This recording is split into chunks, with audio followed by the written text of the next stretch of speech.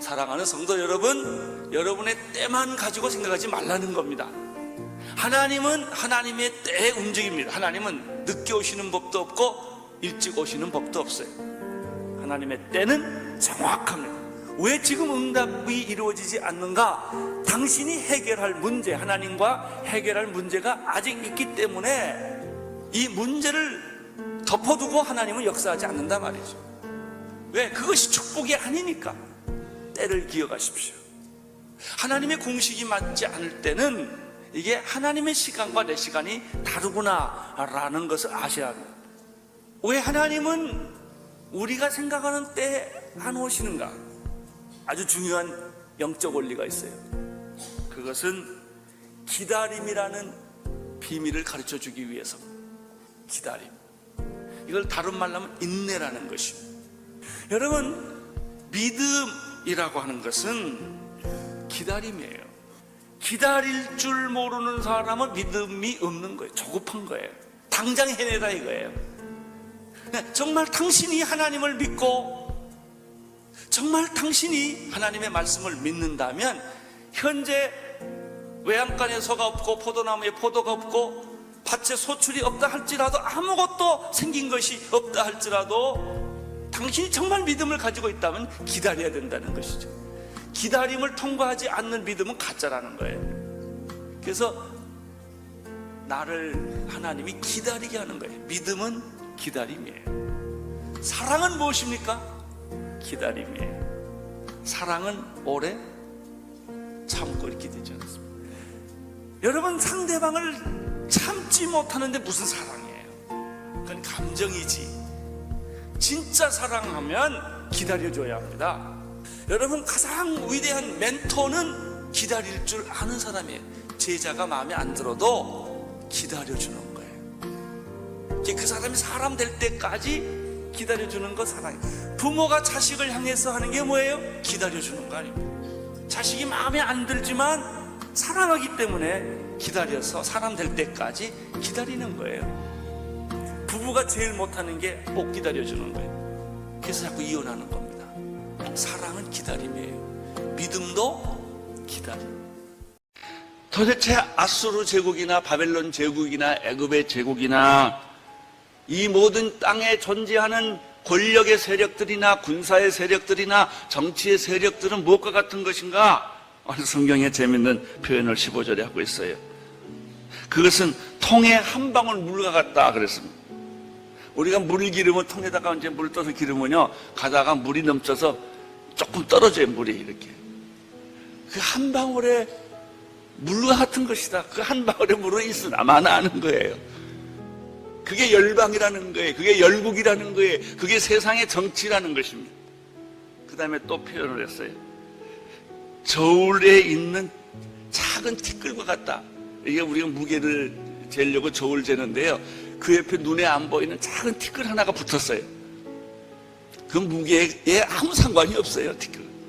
너는 티끌과 같다. 내 나라는 물통에 물 한 방울과 같지도 않는 것이다. 이렇게 이사야가 표현을 하고 있어요. 레바논은 그 당시에 대국의 가장 울창한 숲을 가지고 있었던 나라입니다. 그래서 레바논의 백향목이라는 단어가 그래 나오는 거예요. 지금은 다 사막이 돼버리고 폐허가 됐지만 그 레바논의 그 수목 속에 뛰어노는 짐승을 다 합해도 번제 양의 소용이 안 되고, 레바논에 있는 그 수목을 다 합해도 그 번제 쓰는 화목도 안 된다고 그랬습니다. 자, 지금 우리를 이사야가 어디로 끌고 가요? 하나님에게 지금 계속 접근시키는 거예요. 지금 우리는 하나님에 대해서 너무 무식해요. 하나님이 생각하는 것이 너무 단순했어요. 그런데 이제 우리 눈을 성령으로 열게 해주셔서 자꾸 하나님을 보게 해주는 거예요. 여러분, 기도 한번 해봐요. 소용없다니까요. 위대하신 하나님을 못 보고 기도해봐야 자기 수준의 하나님한테 기도하는 것밖에 없어요. 내가 생각하는 하나님, 내가 느끼는 하나님, 내가 경험하는 하나님 놓고 자꾸 기도하니까 뭐가 안 되는 거예요. 먼저 여러분이 뭘 기도하냐보다 더 중요한 것은 내 기도를 받으시는 하나님이 어떤 분이냐를 이 이사야를 통해서 눈을 여셔야 돼요. 생각을 바꿔야 돼요. 그때 하나님의 능력이 여러분에게 나타나기 시작할 줄로 믿습니다. 결론이 뭐냐면요, 하나님 앞에서는 인생이라는 것이, 열방이라는 것이 없는 것과 같고 빈 것과 같다 그랬습니다. 환난을 당하나 담대하라, 내가 세상을 이겼노라. 주님은 그렇게 말해요. 내가 의심할 때, 환난을 겪을 때, 인생의 위기를 겪을 때, 죽음 앞에 섰을 때, 내 힘으로 감당할 수 없는 많은 일들을 우리가 겪었을 때 주님은 거기 계셨단 말이죠. 제가 깨닫는 것은요, 자식이 아프면 부모가 가까이 있어요. 자식이 건강하면 부모가 좀 멀리 있을 수 있어요. 그러나 자식이 병들고 자식이 혼자 힘으로 살아갈 수 없을 때 부모는 더 가까이 그 자식 앞에 가 있는다. 하나님이 그러세요. 여러분이 위기에 빠졌을 때, 어려움을 겪었을 때, 인생의 삶의 목표를 잃어버렸을 때 주님은 거기 계셔요. 그래서 나에게 예수님이라는 분은 관념이 아니었습니다. 처음부터. 제가 그 기독교적인 가정 배경에서 태어나서 형식적으로 습관적으로 믿었을 때는 그 예수님이 관념적이었고 형식적이었어요. 철저히 전통적이에요. 습관적이에요. 그렇게 믿으니까 그저 사도신경 주기도문뿐만 아니라 성경 외우는 것, 기독교 생활 모든 것은 하나의 형식과 전통이었지 제가 살아계신 주님을 만나는 사건은 아니었어요. 그러나 어떤 계기가 있어서 내가 예수님을 만났을 때, 저는 그래서 이 말이 참 좋아요. 내가 주님을 만난 것이 아니라 주님이 나를 만났다. 내가 하나님을 믿은 것이 아니라 하나님이 나를 찾으셨다. 저는 그 말을 체험적으로 알아요. 내가 하나님 찾은 게 아니었고 하나님이 날 찾으셨어요. 내가 하나님을 사랑한 것이 아니라 그분이 먼저 나를 사랑하셨다는 말을 저는 체험적으로 이해하고 있습니다. 하나님은 절대로 너를 잊지 않는다. 그 말입니다. 의심하지 마라. 내가 죽는 것 같아도 죽지 않고 망하는 것 같아도 망하지 않는다. 이 세상에 존재하는 사랑 가운데 가장 거룩하고 아름다운 사랑은 남녀의 사랑이 아니고요, 엄마가 젖먹이 아이를 사랑하는 사랑입니다. 엄마가 자기 아이를 다 사랑하지만 그 아이를 태어났을 때부터 성인이 될 때까지 사랑하지만 그 일생 중에서 엄마가 제일 깊이 사랑할 때는 젖발 때입니다. 젖을 먹이는 동안에는 아무 누구도 떼놓을 수가 없어요. 제가 대학 시절에 소를 한번 받아봤어요. 소가 이제 나오면 엄마 소하고 떼놔요, 이렇게. 그리고는 엄마 젖을 안 먹이고 분유를 먹여요. 엄마 소가요, 젖 먹인 소를 떼놓으면요, 밤새도록 슬피 우는데 잠을 잘 수가 없어요. 얼마나 슬피 우는지. 그게 엄마가 젖먹이 아이를 사랑하는 그 본능이에요. 동물적인 본능이에요.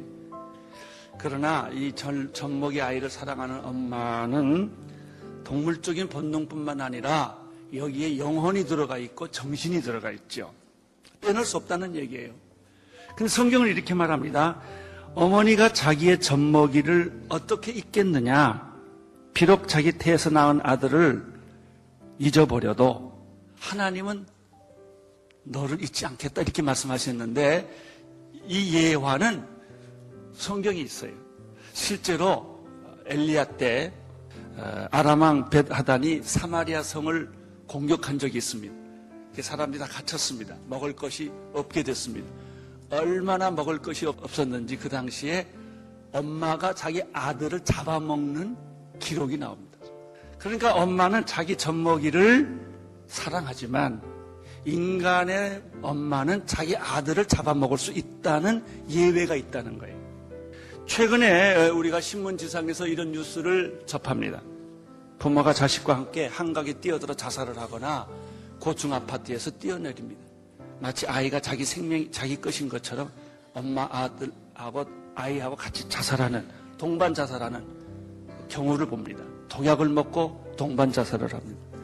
부모는 자식을 먹을 수도 있고 독약을 먹일 수도 있고 아주 극단적인 경우에 자살할 수도 있다는 거예요.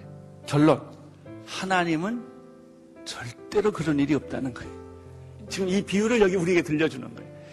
인간의 부모는 만에 하나 예외가 있습니다. 인간의 사랑은 억만분의 1 예외가 있습니다. 하나님의 사랑은 억만분의 1 예외가 없습니다. 여러분, 법원에서 체포영장을 가지고 사람을 구속을 하는 것입니다. 체포영장이 없으면 당신이 뭔데 날 잡아가냐고 하면 할 말이 없는 거예요. 그때 내놔야 됩니다. 당신을 체포하라는 법원의 명령이 있습니다. 이때 꼼짝 못하는 것입니다. 우리는 십자가로부터 받은 문서를 가지고 내 안에 그동안 나를 괴롭히고 죽이고 파괴하고 나를 멸망하게 하고 어둠의 세력에 살고 있는 이 악의 세력, 죄의 세력에 가서 이 문서를 내는 거예요. 너는 죽었다. 너는 더 이상 오늘부터 능력을 행하지 마라. 넌 아무것도 할 수가 없다. 너는 체포를 받아야 된다. 이런 선언을 해야 하는 것입니다. 그런데 내 안에 있는 죄는 과거처럼 왕노하고 싶어 합니다. 쉽게 물러가지 않으려 합니다. 왜 그러냐고, 어제까지도 나하고 같이 잘 살다가 왜 오늘 갑자기 나한테 그런 명령을 내리느냐고 내 안에 있는 악의 세력들이 반항을 하는 것입니다. 우리의 문제는 뭐냐면 예수님을 믿었고 우리가 우리 몸속에 있는 모든 죄를 체포하고 묶고 내쫓을 능력이 있음에도 불구하고 그동안 그것을 사용하지 않았던 거예요. 예수 믿으면서 죄와 함께 계속 같이 살아왔습니다.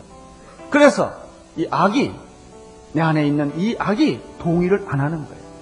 너는 어저께도 그랬고 그저께도 그랬는데 왜 갑자기 어디 갔다 왔는지 오늘 갑자기 이상하게 구느냐 이게.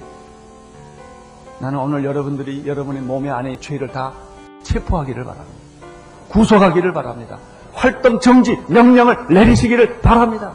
그 순간에 우리 안에 있는 모든 죄는 예수 그리스도 이름으로 묶임을 받고 활동할 수가 없게 되는 것입니다.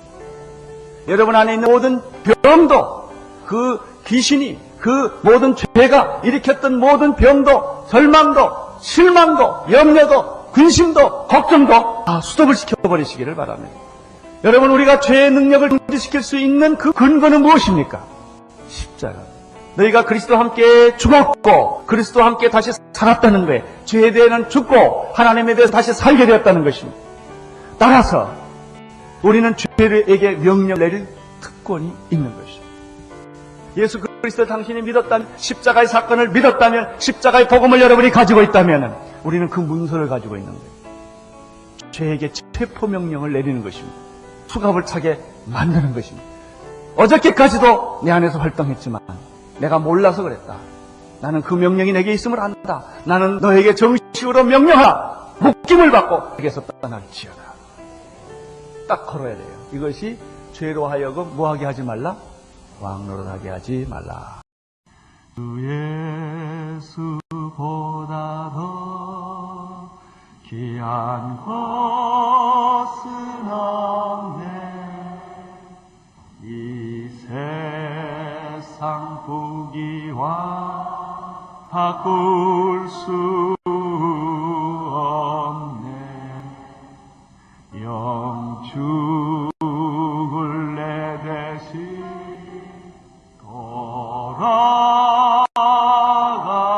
돌아가신 그 놀라운 사랑 잊지 못해.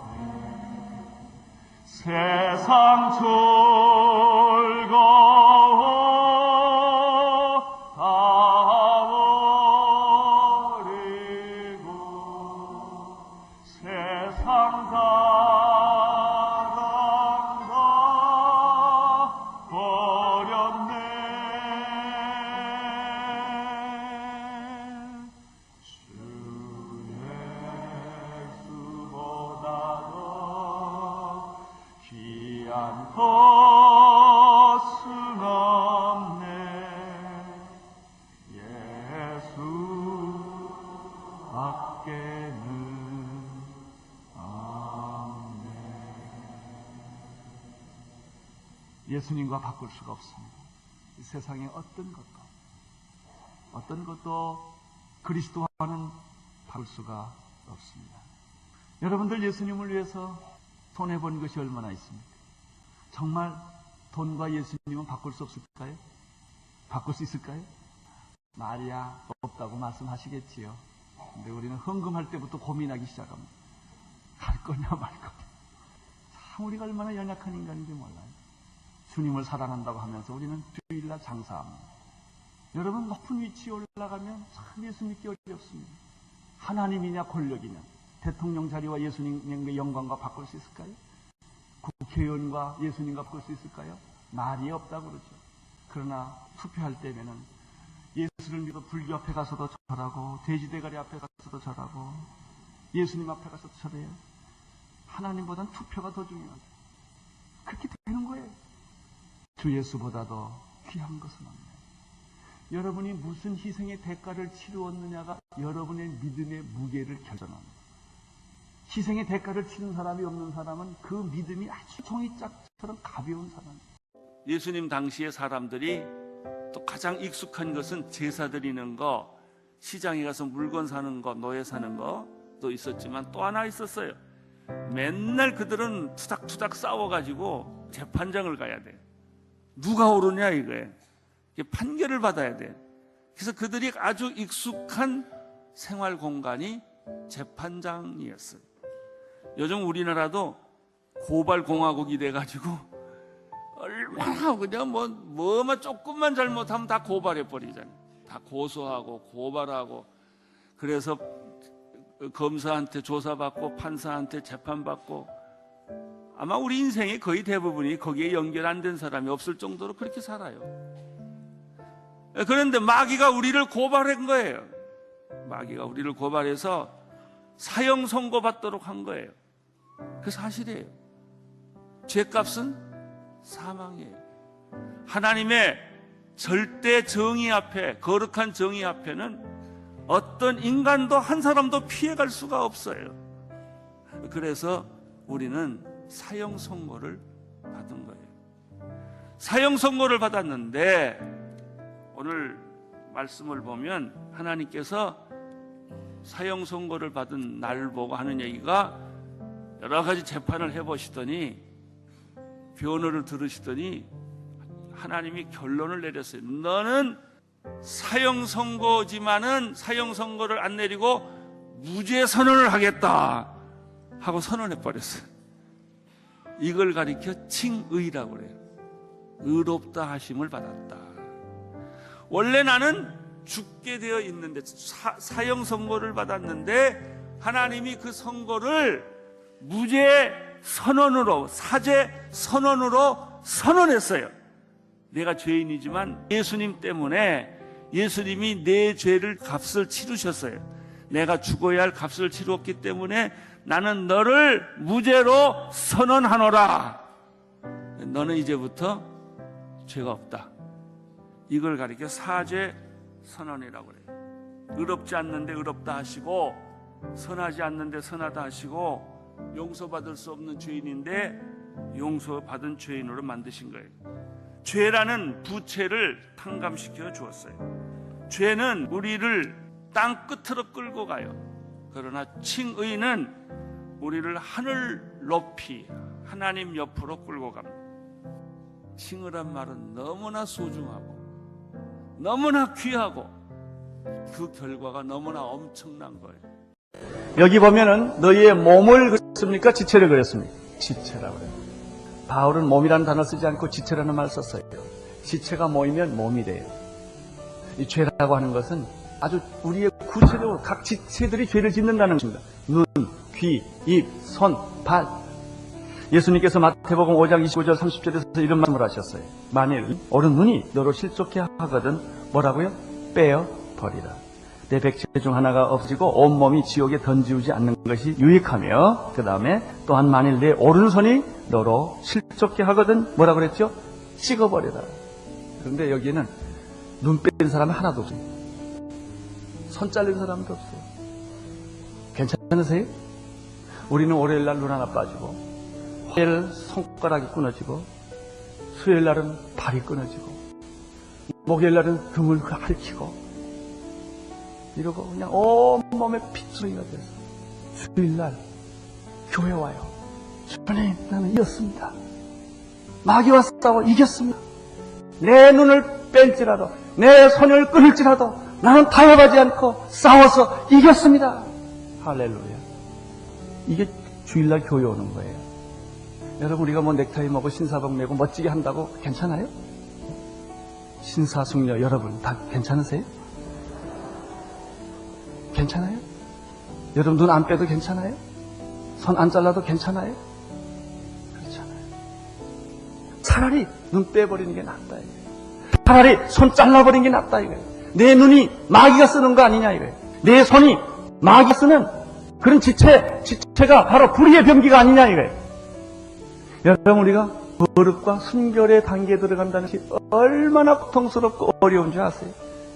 이게 좋은 말이 아닙니다. 이게 멋진 말이 아니에요. 멋져 보이지. 거룩하려면 나하고 얼마나 싸워야 되는 거야.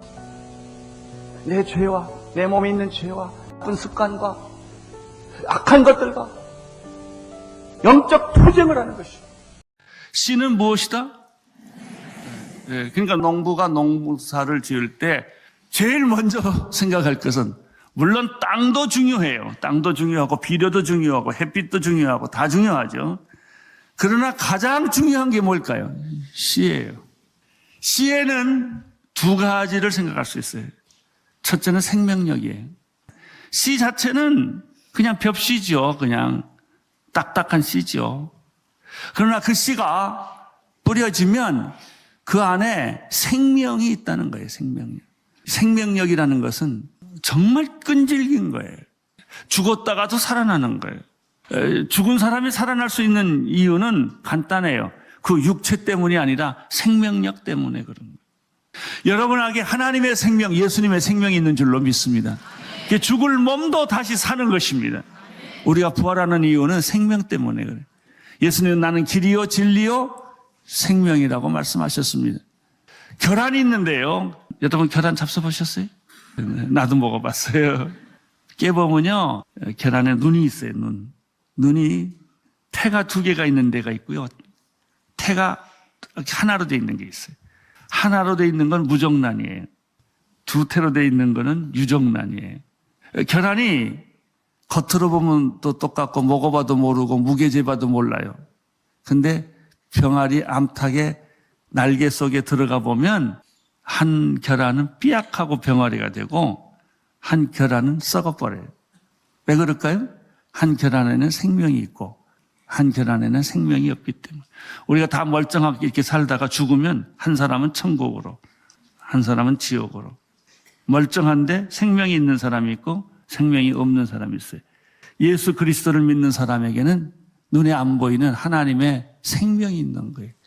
이 씨의 핵심은 생명이에요. 생명. 두 번째, 이 씨의 핵심에는 뭐가 있는가? DNA가 있어요.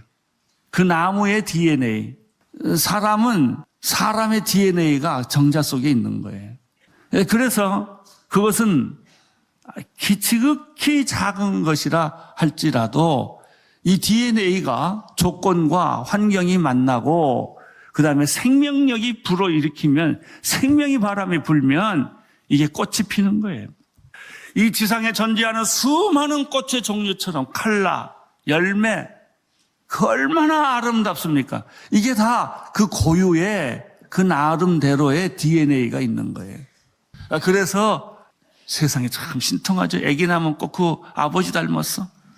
그런 카피가 없어요. 붕어빵. 이런 게 있죠. 어떤 날 설교를 듣고 은혜 받으면 그래 맞아 김집사 들어야 돼. 아니요 당신이 들어야 돼. 저 얘기는 자기 남편이 좀 들어야 된다. 아니에요 당신이 들어야 돼. 말씀은 내가 들어야 되는 거예요. 하나님의 말씀 뭐 세상 아무 얘기나 준 말씀이 아니에요. 여기 성경에 보면은 형제들아 구원을 깨달은 사람에게 이 말씀이 주어진 것입니다. 오늘날 많은 사람들이 교회 와서 실망하고 목사 설교 듣고 실망하고 떠나는 이유가 뭔지 아세요? 교회가 나빠서가 아니에요. 예수님의 진리가 잘못됐다고 그가 깨달았기 때문에 떠나는 것이 아니요. 예수 믿는 사람들에게 실망했기 때문에. 그래서 예수님을 떠나는 거예요. 우리 옆에 아파트에 어떤 예수 잘 믿는다는 사람이 있는데 보니까 엉망이야. 교회는 가서 할렐루야 아멘 할지 몰라도 옆집에서 살아보니까 맨날 신경질 내고 말이 거칠고 아주 이격이고 그 사람 보고 예수 믿겠어요? 여러분 이 말씀은 우리가 받아야 할 말씀이에요. 예수 믿는 사람은, 구원받는 사람은 이렇게 사는 것이다 하는 거예요. 오늘 구원은 있지만 구원받은 삶이 없기 때문에 오늘 기독교는 이렇게 타락하게 됐는지도 몰라요. 숫자가 많다고 진리가 아닙니다. 진짜 진리는 영향력을 주는 거예요. 사람을 변화시켜 주는 것입니다. 사랑하는 성도 여러분, 구원받은 자만이 그러므로 구원받는 삶을 살 수 있다는 사실을 기억하십시오. 구원받은 자의 삶은 세상 사람들에게 주어진 메시지가 아니라 여러분과 나에게 주어진 메시지라는 사실을 기억하십시오. 여러분, 우리가 나가서 떠들고 전도 안 해도 말이죠, 여러분이 정말 사랑하고 용서하고 모든 삶에 신실하고 그리스도의 빛과 소금을 보여준다면 그들이 말 안 해도 다 교회 와서 예수 믿을 거예요. 오늘 우리는 너무나 이원론적인 삶을 살아요. 교회 들어오면 아멘 할렐루야 천국을 다 독점한 것 같이 생각을 하고 나가는 순간부터 세상 사람으로 변하는 거예요. 세상 법대로 살아요. 세상 방법대로 살아요. 왜 그러냐면 다 그런 거라고 말해요. 뭐가 그런 거예요? 그런 거는 안 그런 거예요. 세상에 가도 우리는 하나님 자녀답게 살아야 되고 교회 들어와도 하나님의 자녀답게 살아야 돼요. 그래서 어쩌면 우리는 세상에서 외로운 존재들이 핍박받고 인기가 없는 사람일지도 몰라요. 그렇지만 우리는 하나님의 법대로 살라고 부름받은 사람이라는 것입니다. 예수님의 제자들이 그럼 기다리면서 한 일은 무엇입니까? 기도였습니다. 간절한 기도, 합심한 기도를 드렸던 것입니다. 이것은 마치 갈멜산의 엘리야가 3년 반 동안 비가 오지 아니하는 그런 상황 속에서 하나님이여 지금 비를 내려 주시옵소서, 바알의 제사장들과 영적인 대결을 하면서 그가 갈멜산 한 굴 속에 들어가서 머리를 두 무릎 사이에 넣고 간절히 기도했던 것처럼 이 예수님의 제자들은 지금 다락방에 모여서 뭔가 약속하신 것이 분명히 있을 것을 믿고 순종을 하면서 그들은 합심해서 기도했습니다. 얼마나 간절한 기도였을까요? 여러분, 우리의 문제가 또 뭔지 압니까? 기도 안 하는 게 아니라 딴 생각을 하는 게 문제입니다. 여러분이 기도 안 한다고는 말 안 합니다. 그러나 우리의 문제는 기도할 때 잡생각을 하는 게 문제입니다. 생명을 걸고 기도하지 않는 게 문제입니다. 진실한 기도를 하지 않고 시간만 보내는 게 문제가 있는 것입니다. 이들은 어떻게 기도했을까요? 성경에 설명은 없지만 전심으로 더불어 힘을 합하여 전혀 기도에 힘썼다는 것을 보면은 아마 그들의 기도할 때 땀이 났을 거예요. 몸이 뒤틀릴 정도로 기도했을 것입니다. 예수님도 겟세마네 동산에서 땀이 피가 되도록 그렇게 몸부림치며 기도하지 않았습니까? 제자들은 그렇게 기도했습니다. 오늘날의 비극은 이런 기도가 없다는 데 있는 것입니다. 이런 순수성, 이런 간절함, 이런 생명을 거는 순종하는 이런 영적인 그런 기도가 없는 것이 우리의 비극인 것입니다. 모델이라는 것은 참 중요합니다. 모델이 하나 있으면요 그대로 카피하면 되거든요. 치수대로, 모양대로 따라가는 것이죠. 신앙생활이라고 하는 것은 무엇일까요? 내가 새롭게 뭘 하는 게 아니라 예수님을 닮아가는 거예요. 예수님의 본대로, 모양대로, 모델대로 그냥 그대로 가는 거예요. 여러분, 나보고 새롭게 하라고 그러면 힘드는데 따라가라는 건 쉽잖아요. 신앙생활처럼 쉬운 게 없어요. 따라가면 되는데 그 본대로 가면 되는 거예요. 출애굽기 보면은 하나님께서 모세에게 성막을 지으라고 치수를 다 가르쳐 줍니다. 모양도 가르쳐 주고 치수도 가르쳐 주고 디자인을 주지요. 모세는 어떻게 합니까? 치수대로, 모양대로, 자기 생각대로 하지 않았어요. 자기 마음대로, 자기 취향대로 그 디자인을 바꾸지 않았단 말이죠. 설계자가 건축 설계를 했는데 시공자가 마음대로 바꾸면 안 돼요. 철근을 좀 뺀다든지 이러면 안 된다. 세멘트를 좀 뺀다든지 안 보이니까 그 철근 속에 들어가는 거 누가 알겠어요? 여러분, 그 모범대로, 본대로 그대로 따라가는 것, 이걸 가리켜 순종이라고 그래요. 순종이란 게 뭐냐면 내 마음대로 하는 게 아니고 그 모델대로, 말씀대로 예수님의 사셨던 대로 그대로 그냥 따라가는 것이죠. 이것이 모델이에요. 너희들이 이런 모델로 세상에서 살아라 이거예요. 죽을 각오를 하고 살아라 이거예요. 비겁하게 살지 말고 안일하게 살지 말고 안주하면서 기득권을 누리면서 그거 뺏길까봐 두려워하면서 살지 말고 생명을 버릴 각오를 하고 살아라. 초대 감독 가운데 폴리캅이라는 사람이 있었어요. 그는 하나님을 신실하게 섬겼던 사람이에요. 로마 정부는 이 폴리캅을 화형에 처하기로 결정을 했어요. 그가 하나님을, 로마의 신을 믿지 않고 하나님을 믿었기 때문에 화형대에서 나무를 갖다 놓고 나무 십자가를 세워놓고 이렇게 협박을 했습니다. 당신이 지금이라도 늦지 않으니 예수님을 부인하시오. 예수를 저주하시오. 그럼 당신은 살아날 수가 있습니다. 그때 그는 이렇게 말했다고 합니다. 예수님은 87년 동안 한 번도 나에게 배신한 일이 없었어. 내가 어찌 주님을 배신할 수가 있겠습니까? 당신들이 나를 불로 태운다 할지라도 나는 주님을 부인하지 않을 것이며 불태운다 할지라도 나는 주님을 부인하지 않을 것입니다. 그는 죽음을 이긴 자였습니다. 우리나라의 유명한 주기철 목사님도 신사참배를 거부하고 정말 참 여호와 하나님을 그가 믿고 고백했기 때문에 그는 감옥에서 죽고 말았어요. 순교를 하고 말았어요. 그의 아들 장로님, 주광조 장로님의 말씀에 의하면은 그 다리가 다 문드러졌어요. 뼈가 나오도록 문드러졌어요. 아버지가 자기의 다리를 감추었다는 이야기를 들었습니다. 죽음은 사랑을 이길 수가 없는 것입니다. 죽음이 하나님의 사랑을 끊을 수가 없는 것입니다. 그것이 참 믿음입니다. 여러분, 진짜 믿음은 죽음을 통과하는 거예요. 그래서 이 믿음은 가치가 있는 거예요. 값싼 믿음이 아니에요. 감상적인, 낭만적인 그런 믿음이 아니에요. 여러분, 우리가 예수 믿고 만사형통하고 모든 것이 잘 되고 모든 것이 다 잘 된다면은 그 믿음은 얼마나 값싼 믿음이겠어요. 대가를 치는 믿음. 죽음을 통과한 그것이 참 믿음이요. 그것이 정금 같은 믿음인 것입니다.